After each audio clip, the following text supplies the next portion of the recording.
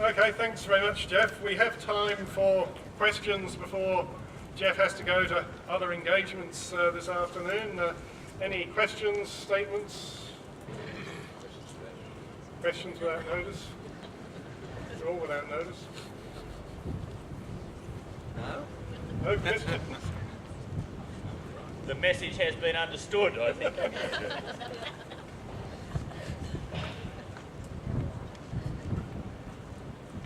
Other questions? I've got a question. Yeah, good. It's really a two-barrel question. The first one is, notwithstanding what you've said, does Labor really deserve a second chance on Saturday? And the other question is, as the Secretary of the ACTU, where does the power lie in the situation we've got here where there's no collective agreement? Does it lie in the Parliament, or does it lie with the people taking action themselves for their rights? Well,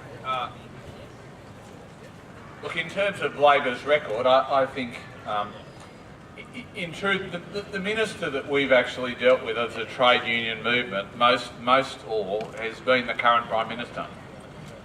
And I have to say, we've just come from Logan Hospital. We've got a few questions there about, Kevin Rudd was knocked off, this sort of stuff. I have to say that the the minister who has really been the government's voice for the union movement has been Julia Gillard. And there's nobody within the government who I'd have more confidence in talking about an agenda and having that agenda taken forward. Now, that doesn't mean we've agreed on everything, and she's had a few issues with your comrade union, the AEU. But in fact, she is a powerful advocate, I think, for a more equal Australia. And in the end, she's the person who's actually delivered things for unions within this government. So I think the government deserves re-election on a couple of major points. The first is that the effort in dealing with the global financial crisis and sustaining jobs and the economic decisions that were taken in a pretty fraught environment have been significant. And you've only got to compare the position in Australia, the unemployment rate, to the United States or the UK, and see that those were fundamentally the right decisions. And you need to have a government who will actually stand up for investment, public investment. Investment in infrastructure, investment in training. In terms of implementation, sure, not everything is gone absolutely to plan. But in terms of the macro position that's been delivered, I think that is, that's been a fundamental achievement. And I think the second reason is that, from our point of view, there's been some significant steps to restore rights at work. It's not everything we wanted, but it's a solid foundation. And I think the third thing is we've got to do more.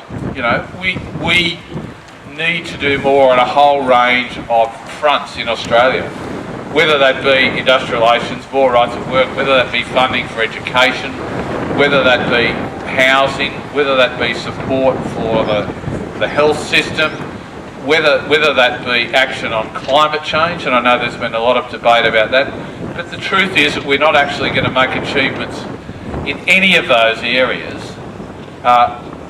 if Abbott is there and the Liberal National Party is re-elected. In some of those areas with Labor in power, it's still going to be a struggle. I don't walk away from that, but at least we have the foundation to be able to do that. In respect to the second question about where power lies, well, of course, in an industrial relations system, the employer has always got more power. That's why we have unions, to try and equalise that power. The truth is, though, that the Fair Work Act at least gives us some mechanisms to take some steps to equalise that power. And for the first time, we've got a system that means there's a possibility of getting an enforceable right to get a collective agreement. That doesn't mean that we don't have to continue to bind together as a union and take action to do that. That's what you're doing.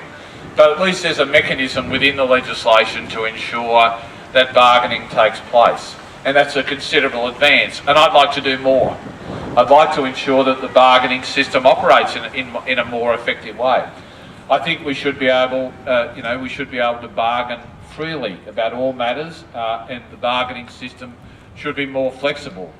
But the question is, we really need to actually build on the things that we've been doing there. And there are a couple of aspects of the Fair Work Act that we're only just starting to use. The pay equity case, as I said, in the community sector, only just starting. The low paid bargaining application in aged care, only just starting. So there's lots of work to be done, but we won't be able to do that work if we're going back there. And another aspect that perhaps doesn't absolutely directly apply to you, but is very important to the 1.2 million workers who are dependent on awards, low paid workers who are dependent on awards. A couple of months ago we had a $26 increase through Fair Work Australia in the minimum wages case. Actually only $1 less than the ACTU had claimed. Now I would be absolutely certain that result would not have been delivered if we hadn't have had the change in the legislation to give the job of setting minimum wages to Fair Work Australia, and secondly, that the federal government actually basically supported the thrust of our argument. So, not everything is perfect, but if you look around, I think the changes that the Labor government has made have been some important steps to actually tilt the balance back to workers and to unions, and we need to build on that.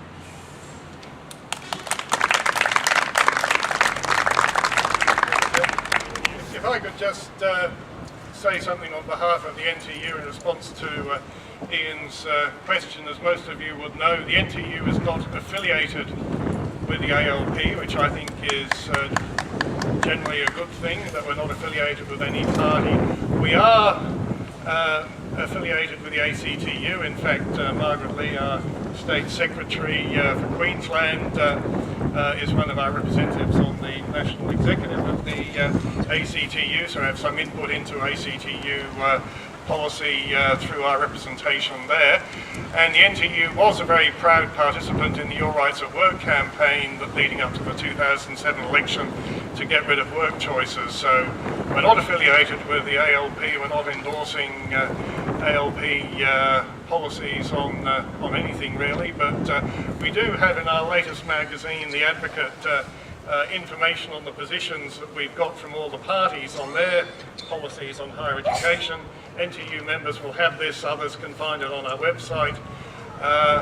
One of the sort of concerning things is, having sort of conducted the fight 3 years ago to get rid of work choices and having spent 2 years picking the remains of work choices out of our collective agreement that determines the rights and protections of people at work here, there's been no guarantee from the coalition that they won't bring back their workplace relations restrictions on university staff, and no real higher education policy, unless it slipped my notice in the last couple of hours.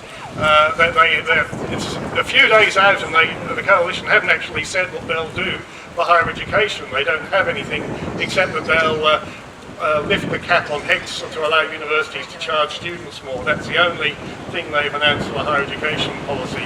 So from my position as an elected person in the NTEU, I don't care whether people vote Labor first, Green first, or Socialist, or anything, but we do need to keep Tony Abbott out, otherwise this workplace will start to become much worse as far as people's rights and protections are concerned. Again, any other